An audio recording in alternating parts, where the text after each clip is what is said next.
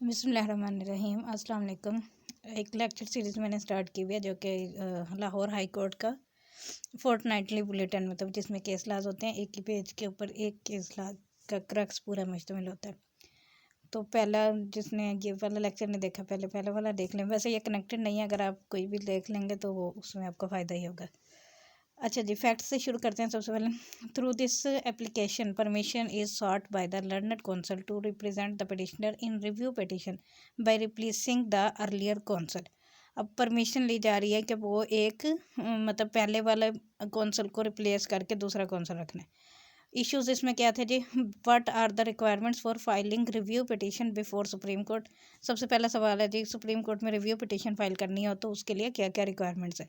दूसरा सवाल है जी, what can be the consequences of filing vexatious और फ्रिवलस रिव्यू एप्लीकेशन। अगर कोई रिव्यू एप्लीकेशन जो है वो वेकेशियस या फ्रिवलस मतलब झूठ और फ्रॉड पर मबनी है तो फिर उसके क्या कॉन्सिक्वेंसेज होंगे। तीसरा सवाल है जी, Y order 26 of the Supreme Court Rules 1980 requires the same advocate who earlier appeared to argue the case to draw up the review application and appear in the support of it before the court। अब जो supreme court का order 26 है supreme Court rules 1980 का, वो require करता है कि जिस भी वकील ने कोई केस मतलब उसकी हियरिंग की हो या आर्ग्यूमेंट उसमें किए हो तो वही रिव्यू एप्लीकेशन दे सकता है, दूसरा नहीं।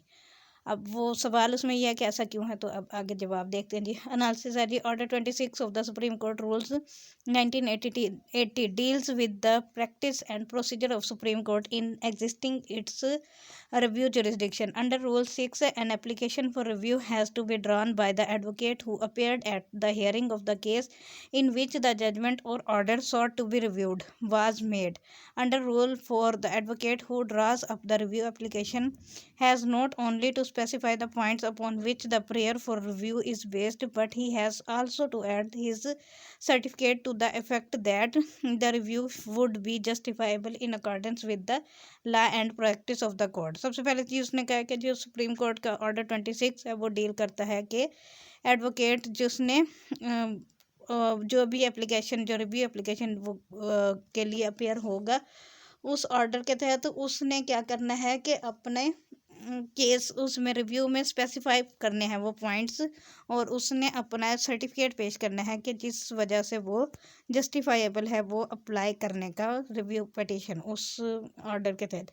Rule 5 of Order 26 of the Supreme Court Rules 1980 provides that in case the court comes to the conclusion that the review application filed was vexatious or frivolous, the advocate or the advocate on record drawing the application shall render himself liable to disciplinary action, while Rule 7 provides that no application for review shall be entertained unless party seeking review furnishes cash security of rupees 10,000, which shall stand forfeited if the review petition is dismissed, or shall be paid to the opposite party if the review petition is contested।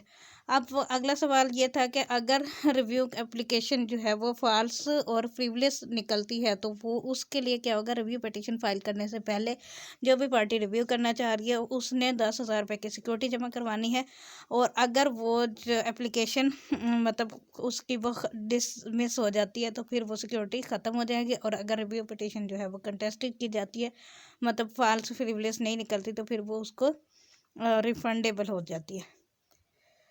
अच्छा जी, advocate order 26 of the Supreme Court rules 1980 rules requires the same advocate who who earlier appeared or argued the case to draw up the review application and appear in support of it before the court for certain reasons।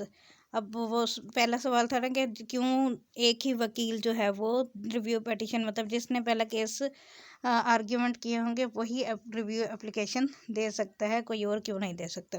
तो उसके reason हैं जी, it is because a review petition is not the equivalent of a petition for leave to appeal or an appeal where the case is argued for the first time. It is not the re-hearing of the same matter.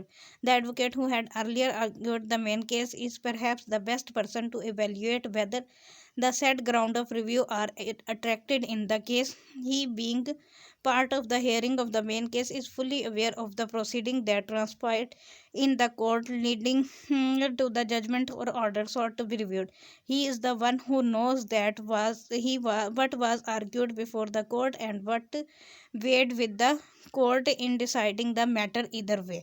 अब एक ही reason बताया जी उन्होंने कि वो जो पहले वाला advocate है वो उस केस के साथ फुली अवेयर होगा, और दूसरी बात ये कि रिव्यू पिटिशन जो है वो री हियरिंग उसमें नहीं होती। मतलब जब आप रिव्यू करते हैं तो फिर आपने सिर्फ और सिर्फ रिव्यू की जो ग्राउंड है, जिस ग्राउंड के ऊपर रिव्यू किया गया है वही आपने डिस्कस करनी है, वही आर्ग्यू करनी है, और बाकी जो पहले वाले आर्ग्यूमेंट हैं वो नहीं करने। तो वैसे मेरे हिसाब से अगर मैं क्रिटिकली इसका एनालिसिस करूँ इस सारे केस ला का, तो मुझे लगता है कि ये एक ऐसी मतलब पता नहीं क्यों उन्होंने 1980 में रूल्स बनाए थे जिसने भी, और वो अभी तक हमने चलाए हुए हैं। हालांकि ऐसा नहीं होना चाहिए कि इसमें ये ज़रूरी तो नहीं है कि एक ही वकील के पास अगर केसेस हैं तो वो उसी को ही वो रिव्यू कर सकता है और कोई नहीं कर सकता। मतलब अगर आप वकील चेंज करना चाहें तो आपका ये राइट बनता है कि आप कर सकते हैं, इसमें तो कोई इशू नहीं है। फिर तो इस हिसाब से कोई भी केस जो है वो उसकी प्रोसीडिंग आगे दूसरा वकील चेंज ही नहीं हो सकता हो कि अगर एक वकील ने किया है तो वो दूसरा भी उसको चला ही नहीं सकता, क्योंकि जी वो पहले वाला फुली अवेयर था फैक्ट्स के साथ। ये तो कोई रीज़न ना दी वैसे उन्होंने, खैर सुप्रीम कोर्ट ने दिया तो इस हवाले से अब माशाल्लाह से हमारे लर्नड जस्टिस साहिबान, अब क्या कह सकते हैं। लेकिन बहरहाल मेरे हिसाब से ये बिल्कुल भी अच्छी जजमेंट नहीं है जिसने भी लिखी है, क्योंकि ये तो कोई बात ना हुई ना कि वो पहले वाला वकील जो फुली अवेयर्ड है तो वो दूसरा उसकी जगह पर नहीं आ सकता।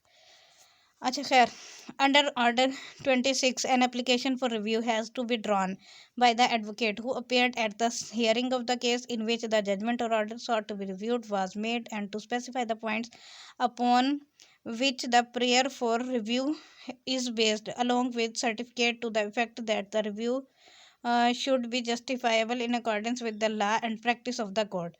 If the review application filed was vicious or frivolous, drawing the application can be himself liable to disciplinary action and security ₹10,000। ये सारी वही बात दोबारा उसने वो कंक्लूजन में, एक मिनट चेक कर लूँ रिकॉर्डिंग हो भी रही है या नहीं, क्योंकि हो रही है। अच्छा सॉरी, अगला केस पढ़ते हैं जी, मुझे मज़ा ही नहीं आया इसमें।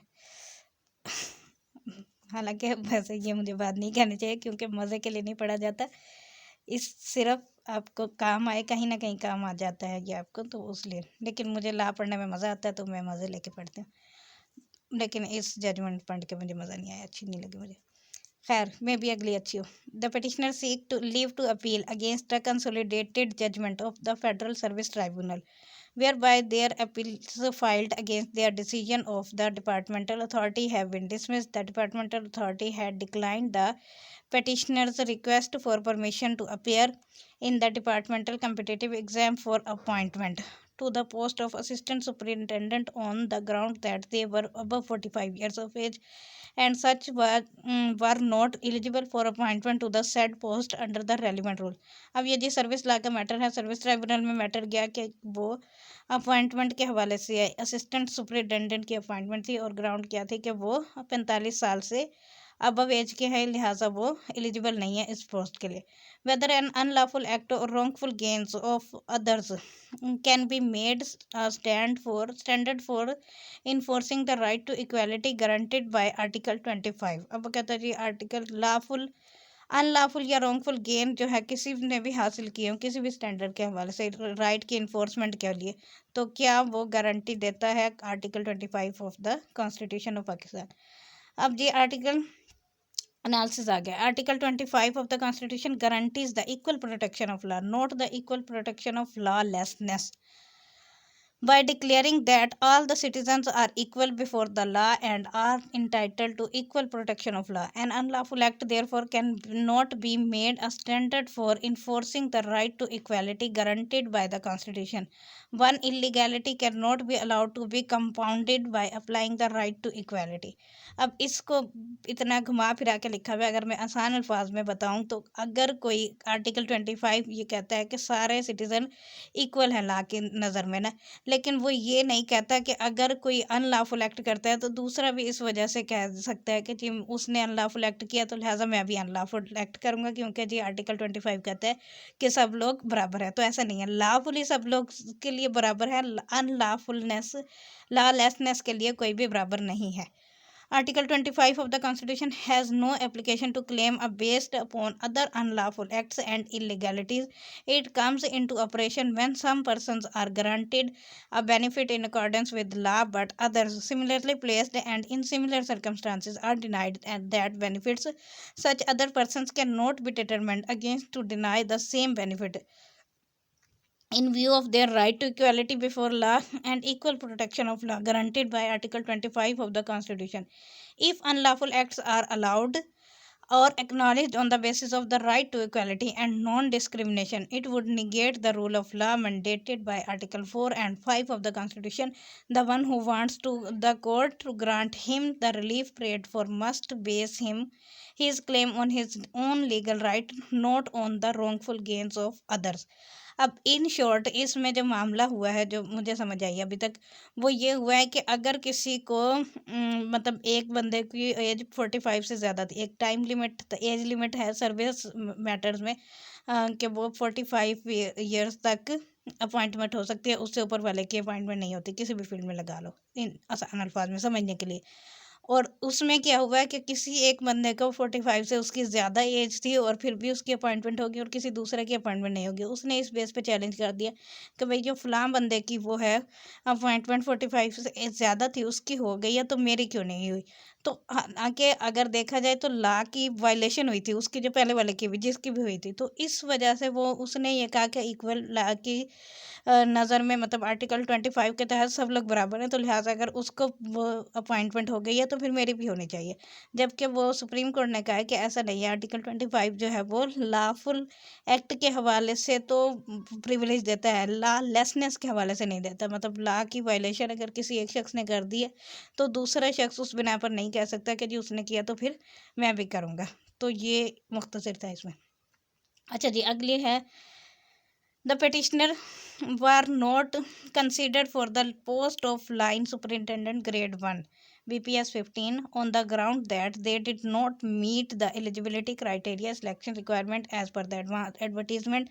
The refusal was challenged by the petitioners through a constitutional petition which was allowed by the learned single judge. The respondent preferred the intra-court appeal which was allowed by holding that the petitioner did not meet the requirement of the advertisement, and secondly that the petitioner being overqualified for the post were not suitable for the said position.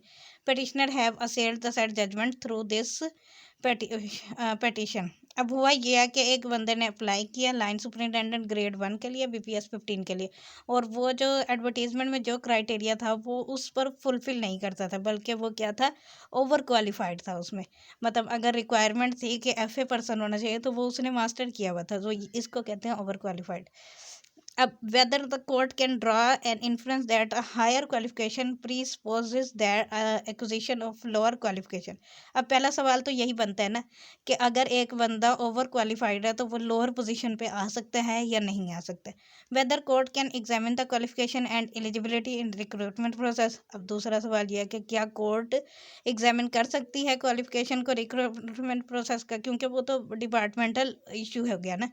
अब तीसरा सवाल इसमें arise होता है, whether power of judicial review by the courts can be extended to determine equivalence और comparison of academic qualifications for a post or assume the role of a human resource department of an employing institution. अब क्या court के पास power है judicial review की? Judicial review में आसान अल्फाज में बता देती हूँ। जुडिशियल रिव्यू का मतलब होता है कि जैसे अगर आपने सेपरेशन ऑफ पावर्स पढ़ा है ना, या चेक एंड बैलेंस का रूल, तो उसमें ये जुडिशियल रिव्यू पढ़ाया होता है कि जब एग्जेक्टिव के किसी मामलात पर कोर्ट देखती है कि वो मामला जो है वो मतलब ठीक परफॉर्म नहीं करे तो उसे जुडिशियल रिव्यू कहते हैं। या फिर जुडिशियल रिव्यू को जितने भी लेजिस्लेटिव एक्ट्स होते हैं अगर उसमें कोई कमी कोताही या कुछ गलत है या वो अनकॉन्स्टिट्यूशनल है या अन इस्लामिक है तो उसके ऊपर कोर्ट जो है वो रिव्यू करती है, तो उसको भी जुडिशियल रिव्यू कहते हैं।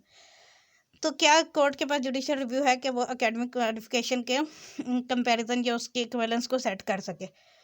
अब आगे जी इसका एनालिसिस पढ़ते हैं, फिर इसको मैं अपने अल्फाज में मतलब अपना व्यू भी बता दूंगी।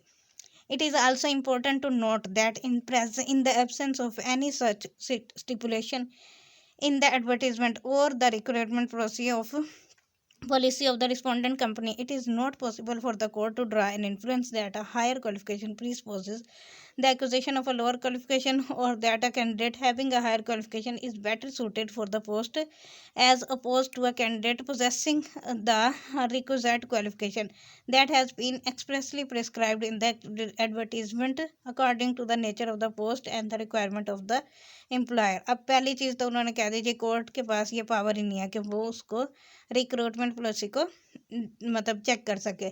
दूसरी चीज़ ये कि ये ज़रूरी नहीं है कि अगर किसी बंदे की हायर क्वालिफिकेशन है तो वो लोअर क्वालिफिकेशन के हिसाब से, मतलब अगर एडवर्टीजमेंट में एफए वाला बंदा रिक्वायर्ड है तो एमए वाले को सिर्फ इस वजह से नहीं रखा जा सकता कि भाई उसने मास्टर किया हुआ लिहाजा वो बेहतर परफॉर्म कर सकेगा। तो फिर वो तो जो एफए वाला है उसके साथ तो नाइंसाफ़ी हो जाएगी ना एक तरह से। अच्छा, आगे है जी, it is not for the court to examine the qualification and eligibility in the recruitment process। अब कोर्ट के पास जो है वो ये पावर भी नहीं है कि वो क्वालिफिकेशन चेक करे रिक्रूटमेंट प्रोसेस की। The court at base can look into the legality of the recruitment process but can not delve deeper into the design and need of the employing institution or second guess their selection criteria and job requirement। अब दूसरी चीज़ ये कि court के पास वो power नहीं है कि वो क्वालिफिकेशन या एलिजिबिलिटी रिक्रूटमेंट के प्रोसेस को चेक कर सके। दूसरा ये कि कोर्ट जो है वो डीपली नहीं जा सकती इन सारे मामलों में, क्योंकि वो लिखी पड़ी बातें हैं कि एडवर्टीजमेंट में उन्होंने एक दफ़ा लिख दिया कि ये क्राइटेरिया चाहिए तो फिर वही क्राइटेरिया ही फुलफिल होगा। It is also not open to courts to embark upon comparing various degrees held by the applicants with the advertised qualifications and carry out the function of an employer by carrying out the comparison of the said qualification। The power of judicial review by the courts cannot be extended to determine equivalence or comparison of academic qualifications for a post or assume the role of human resource department of an employing institution। It is a specific expert area and can be best resolved by the institution itself according to the suitability and requirements of a certain post and as designed and desired by the employer। It is an area for which the courts are not best suited। चलो जी, उन्होंने कह दिया कि court के पास ये वाली power भी नहीं है कि वो किसी भी रिक्रूटमेंट प्रोसेस के अंदर जो है वो डीपली जा सकें और उसको एकेडमिक क्वालिफिकेशन को चेक कर सकें। ये सारा का सारा उस इंस्टीट्यूशन की जिम्मेदारी है जिसने वो काम किया है। The court can not draw an influence that higher. इसको कंक्लूजन को वैसे मैं नहीं पढ़ रही क्योंकि इसमें वही वाली बात दोबारा रिपीट किया गया कि कोर्ट के पास पावर नहीं है कि वो हाई क्वालिफिकेशन को चेक कर सके, ना ही वो एग्जामिन कर सकती है एलिजिबिलिटी रिक्रूटमेंट को, ना उसके पास इस हवाले से जुडिशियल रिव्यू है। लेकिन यहाँ पर मेरा एक सवाल बनता है, अगर मैं इस केस में वकील होती तो इन जज साहिबान से जिन्होंने ये जजमेंट दी है, वैसे मैं देखूँ कौन सा जज साहिबान है ये, शायद वो भी मेरा लेक्चर सुन लें कभी ज़िंदगी में, उम्मीद तो मुझे नहीं है लेकिन फिर भी। बहरहाल इसमें जस्टिस साहिबान है जी mister justice Syed Mansoor Ali Shah, mister justice Mohammad Ali Mazhar, mister justice Shahid Waheed.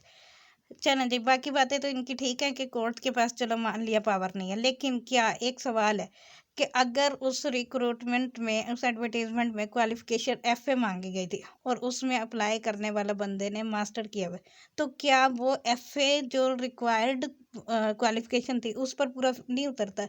मतलब अगर एफए मांगी गई थी और मैट्रिक वाला अप्लाई करता है फिर तो चलो हो गई ना बात कि वो लोअर वाला उसकी क्राइटेरिया फिट फुलफिल करता ही नहीं है।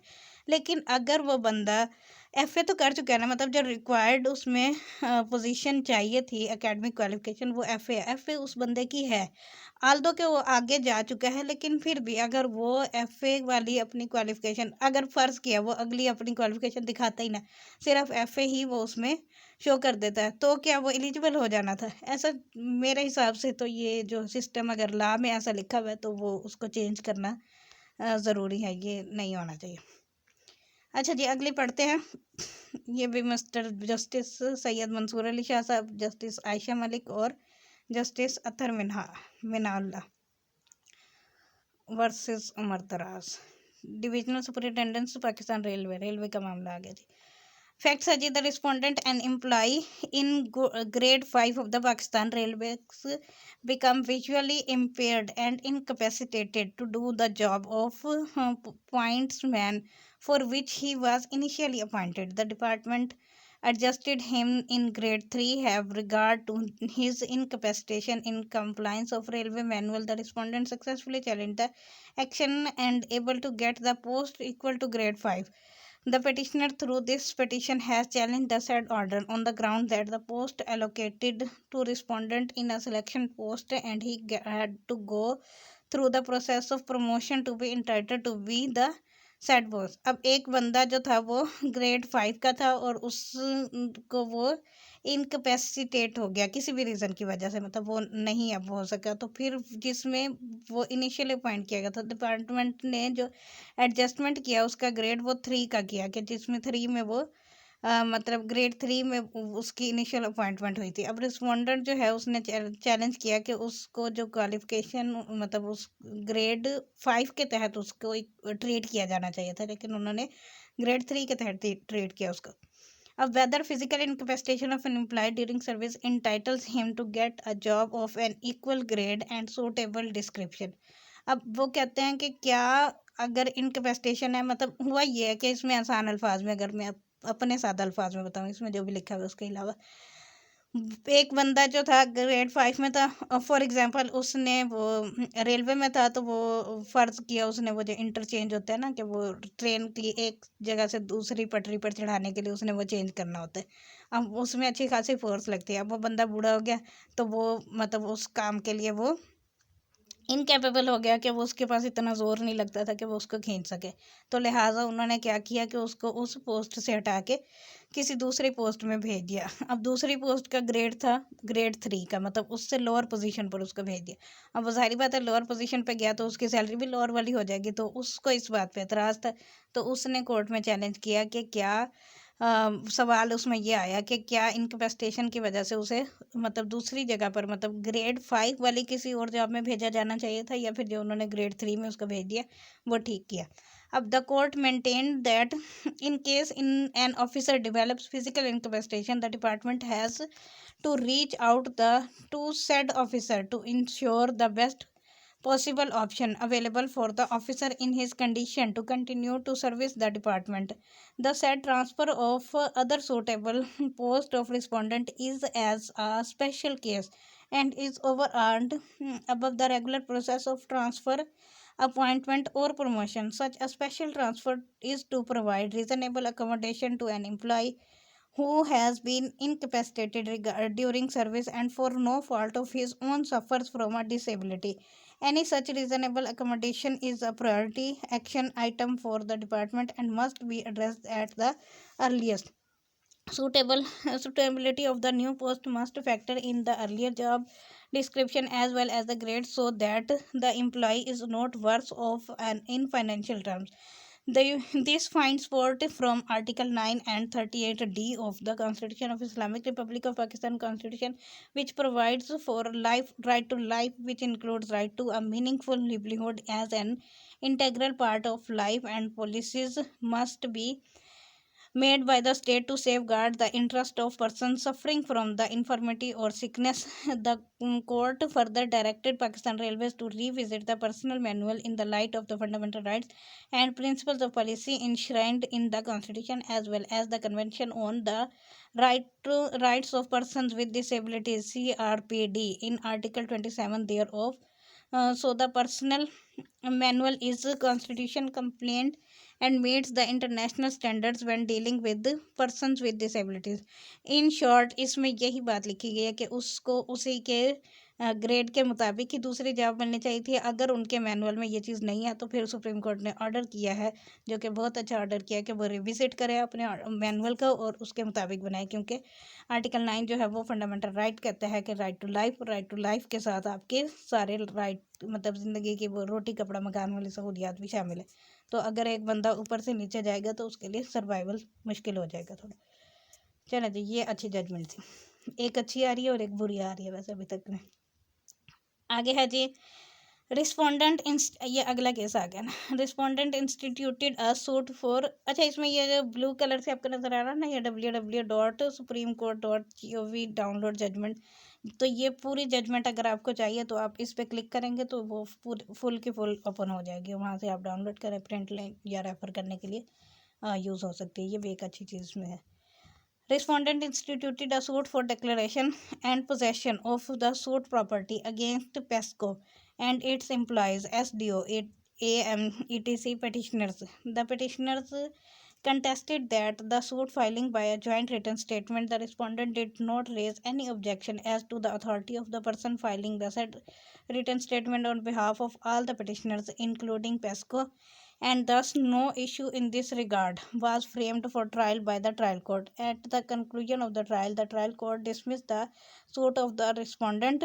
The respondent's appeal, however, succeeded. The petitioners then filed a revision petition, which was dismissed by the High Court without touching upon the merit of the case, though the impugned judgment on the ground that it had not been filed by a person duly authorized by a resolution of the Board of Directors of PESCO. Hence, the present petition has been filed by the petitioners for leave to appeal. अब इसमें हुआ ये है कि बापडा के खिलाफ कोई application आई या सूट इंस्टीट्यूट किया गया। अब वो बापडा, उसमें जो पार्टी बनाया गया था पेस्को को बनाया गया था और एसडीओ को बनाया गया, लेकिन उसमें जिस बंदे ने रिस्पोंडेंट के तौर पर पेश हुआ, जो बंदा वो अथोराइज्ड ही नहीं था उन सब के बिहाफ पर पेश कर मतलब वो डिफेंड करने का उस केस में, तो सवाल उसमें यही था कि उन्होंने पूरा केस गुजर गया और किसी ने इस बात पे ऑब्जेक्शन नहीं लगाया, और बाद में जो ट्रायल कोर्ट ने इस बात पे डिसमिस कर दिया कि वो बंदा ऑथोराइज ही नहीं था उस केस को डिफेंड करने का, लिहाजा उनके खिलाफ हो गया। तो उन्होंने फिर अपील की, अपील भी डिसमिस हो गया। अब उसके बाद वो सुप्रीम कोर्ट में गए हैं लीव टू अपील के लिए। Whether there is a difference between the authority to sign and verify a pleading and the authority to institute or defend a suit by or against a corporation under CPC। अब पहला सवाल है जी बड़ा interesting कि क्या difference है किसी authority का साइन करने में या वेरीफाई करने में प्लीडिंग का, या फिर सूट को इंस्टीट्यूट करने में और डिफेंड करने में। अब जब भी कोई सूट इंस्टीट्यूट होता है तो उसमें साइन और वेरीफाई वही पर्सन करता है जो ड्यूली अथोराइज्ड होता है उस सूट को इंस्टीट्यूट करने का। बेसिकली ये उसकी अथॉरिटी के हवाले से क्वेश्चन है। Whether the revision provisions of the CPC relating to signing and verification of the pleadings apply to the memorandum of appeal and revision petitions। अब CPC की जो साइनिंग और वेरिफिकेशन वाली प्रोविजंस हैं वो मेमोरेंडम ऑफ अपील पे और revision पर भी अप्लाई होती हैं या नहीं होती, बड़ा अच्छा सवाल है। वेदर एनी डिफेक्ट और omission in signing and verifying और प्रेजेंटिंग प्लीडिंग और अ मेमोरेंडम ऑफ अपील और रिवीजन इज क्योरेबल। क्या वेरीफाइंग और साइनिंग में अगर कोई डिफेक्ट रह जाए तो वो क्योरेबल है या नहीं है, ये भी अच्छा सवाल है। वेदर एनी डिफेक्ट, ये सारे सवाल जो है ना ये आपके पेपर में एज इट इज़ पूछे जा सकते हैं, तो इस हवाले से जो लोग जुडिशल एग्ज़ाम की तैयारी कर रहे हैं उनके लिए ज़रूरी है कि वो इनको अच्छे से समझें और पढ़ें। Whether any defect in the authority of a person to sign and verify a pleading filed in or to institute or defend such a suit, or in signing and filing a memorandum of appeal or revision petition can be cured at a later stage of the proceeding। क्या अगर कोई defect रह गया तो उसको बाद में भी क्योर किया जा सकता है या नहीं। अच्छा जी, the notable point is that neither rules 14 and 15 of order 16 nor rule 1 of order 29 says that anything about presenting the pleadings to the court after signing and verifying of the same. Rather, those are Rule 1 of Order 4 and Rule 1 of Order 8, which deal with the subject of presenting a plain or a written statement to the court. Different rules on these two matters make it obvious that there is difference between the signing and verifying a pleading, plain or written statement under Rules 14 and 15 of Order 6 or under Rule 1 of Order 29 of, and the presentation of the pleading to the court under Rule 1 of Order 4 plaint and Rule 1 of Order 8 written statement CPC. The act of presenting a plaint to the court. Rule 1 under Rule 1 of Order 4 is called the institution of the suit, and the act of presenting a written statement under Rule 1 of Order 8 constitutes the defense of the suit. These acts manifest that the will of a litigant to pursue his claim or to defend the claim made against him in a court of law. By presenting the plaint, a plaintiff sets the machinery of the court in motion for deciding upon his claim, while the presentation of a written statement expresses the will of the defendant to defend the claim. The act of presenting a plaint or a written statement can therefore be done only by the plaintiff and the defendant in person, or by their recognized agent, or by their duly appointed pleaders. In terms of Rule 1 of Order 3, Rules 14, 15, Order 6, or Rule 1 of Order 29, which relates to signing and verifying the pleadings, plaint, and written statement, cannot be referred to for the purpose of establishing the authority of a person to institute or defend the suit, as the authority conferred by Rule 1 of Order 29 on the specified officers of the corporation to sign and verify and plead any pleading on behalf of the corporation does not include the authority to institute or defend the suit in their own names. Or corporation like PESCO in the present case, being a juristic person, must sue or be sued in its own name. Therefore, the name of the corporation, not the name or designation of any of its officers or employees, is to be mentioned as a plaintiff or defendant. A memorandum of appeal can be signed as per Rule 1 of Order 41 by the appellant or his pleader. So can a revision petition be signed by the petitioner or his pleader, as the revisional jurisdiction is a part of the general appellate jurisdiction of a superior court, and the provisions of the CPC in regard to appeals are applicable mutus mutandis to revision petitions. A memorandum of appeal or a revision petition can therefore be signed and duly appointed pleader as per Rule 1 of Order 41 and present to appellate or revisional court by him on behalf of the appellant as or a petitioner as per Rule 1 of Order 3, CPC Rules 14 and 15 of Order 6, as well as Rule 1 of Order 29 as to signing and verifying the pleadings. Plain written statement are thus not applicable to the memorandum of appeal and revision petitions. अब इतनी लंबी चौड़ी आगे बाद में पढ़ती हूँ, पहले इसको कंक्लूड कर एक्सप्लेन कर लेते हैं।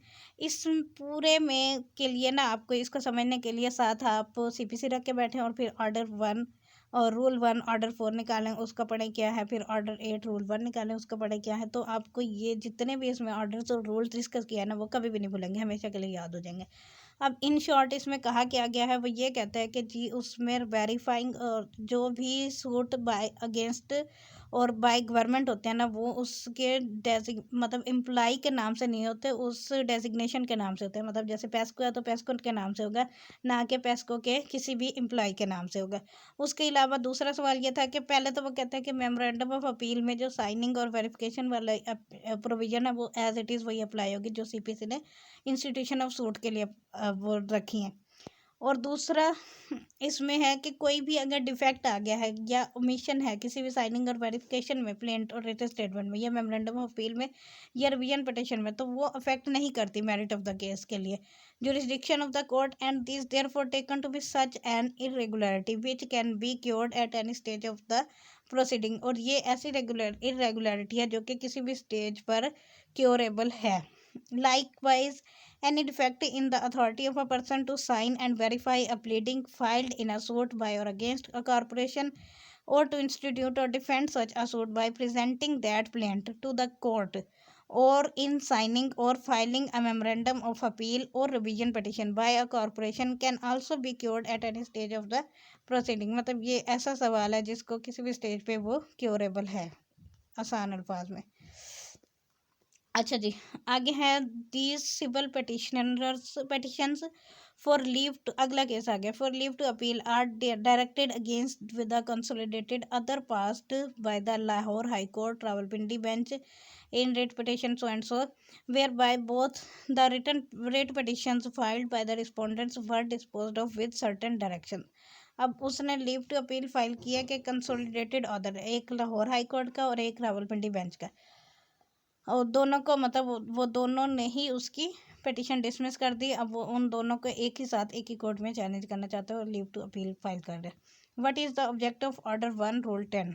ऑर्डर 1 रूल 10 जो 110 है, किसी भी पार्टी को एडिशन या डिलीशन के लिए एप्लीकेशन दी जाती है, उसका मकसद क्या है? पहला सवाल, which court can undertake a case of dispute between any two और मोर गवर्नमेंट्स? अगर दो गवर्नमेंट के दरमियान डिस्प्यूट है तो कौन सी कोर्ट उसको डिसाइड करेगी? ऑब्वियस बात है, सुप्रीम कोर्ट करती है। The court in exercise of powers conferred under order 1 rule 10 CPC may at any stage of the proceeding, either upon or without an application of either party and on such terms as may appear to the court to be just, to order that the same that the name of any party improperly joined be struck out and add the party who ought to have been joined or whose presence before the court may be necessary in order to enable the court effectually and completely to adjudicate upon the settle and all involved question involved।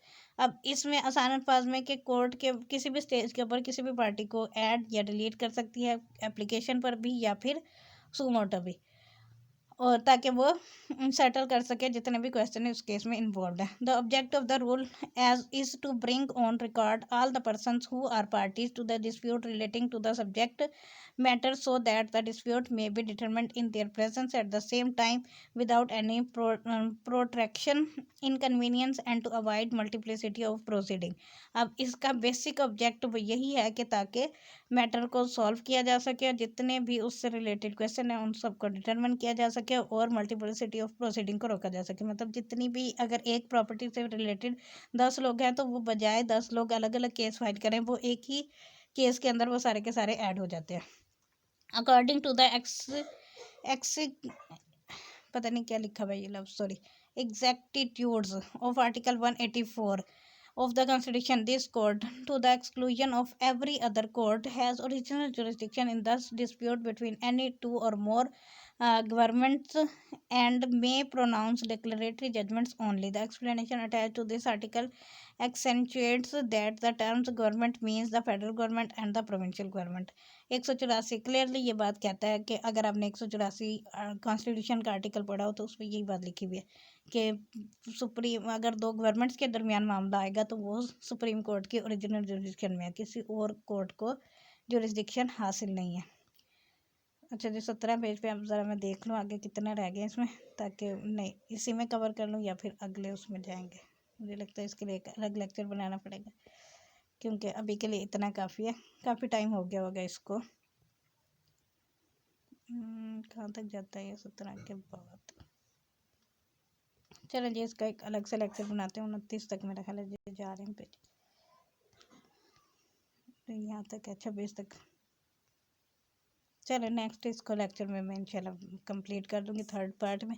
Thank you for listening. अगर आपने पूरा सुना है अभी तक के लिए तो अल्लाह हाफिज़।